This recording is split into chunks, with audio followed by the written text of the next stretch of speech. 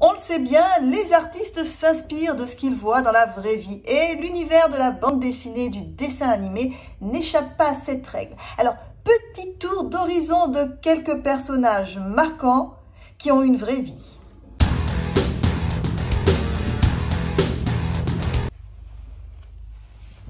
Bonjour tout le monde. Alors avant que cette vidéo ne commence, je voulais vous dire merci de nous suivre depuis 1 an déjà. Merci de partager, de vous abonner.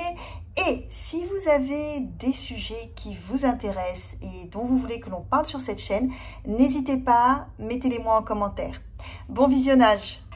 Pépé de Pew, le putois harceleur de chatte qui fuit dès que sa victime décide enfin de céder à ses avances. Enfin, il faut savoir ce qu'il veut, ce garçon. Il a souvent été comparé au chanteur Maurice Chevalier à cause de son côté français. Mais il n'en est rien. Jones a déclaré s'être inspiré d'un de ses collègues scénaristes, Ted Pierce, un homme à femme, très connu au studio. À l'origine de Betty Boop, Hélène Kane, une chanteuse de cabaret des années 30, célèbre pour son Boop-Boop-Bidou et son I Wanna Be Loved by You, immortalisé par Marilyn Monroe. En 1932, elle intente un procès à Grim Natwick, le père de Betty Boop, pour utilisation parodique de son image. Elle sera déboutée, et pour cause.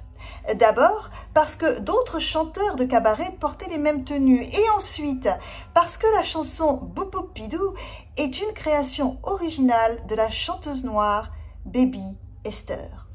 Pour le potin culturel, Baby Esther n'a jamais connu le succès avec son œuvre. Par contre, la reprise d'Hélène Kane, si, sauf qu'elle a eu la mauvaise foi de dire que c'était elle qui avait créé la chanson. Et ça, le juge le lui a rappelé. Qui ne connaît pas Bugs Bunny, le lapin cool toujours en train de mâchouiller des carottes et de nous faire son « quoi de détecteur ?» Il est directement inspiré de Clark Gable, l'acteur hollywoodien, le sex symbole de son époque, ou plutôt d'un des personnages de Clark Gable, parce que dans le film « C'est arrivé une nuit », celui-ci mâchouille dans une scène des carottes en parlant très vite, et c'est ce qui a inspiré les auteurs de Bugs Bunny. Voilà, comme quoi ça tient à rien.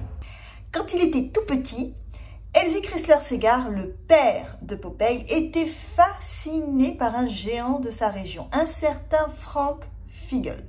Bagarreur terriblement fort, les hommes venaient de loin pour se mesurer à lui, grand buveur devant l'Éternel. Cet homme était d'une incroyable gentillesse avec tout le monde et particulièrement avec les enfants à qui il offrait toujours des bonbons alors qu'il n'avait pas grand-chose. Popeye vient de la contraction de pop et high, c'est-à-dire en anglais œil crevé. D'abord personnage secondaire, celui-ci prend de plus en plus d'importance pour devenir la star que nous connaissons tous avec ses épinards. D'ailleurs, Frank Figle ne mangeait pas d'épinards. Et quand Segar se rendra compte que son personnage est devenu mythique, il enverra des chèques à Figle. Bon, pas grand-chose, mais de quoi permettre à cet homme de vivre décemment jusqu'à la fin de ses jours. Brave petit!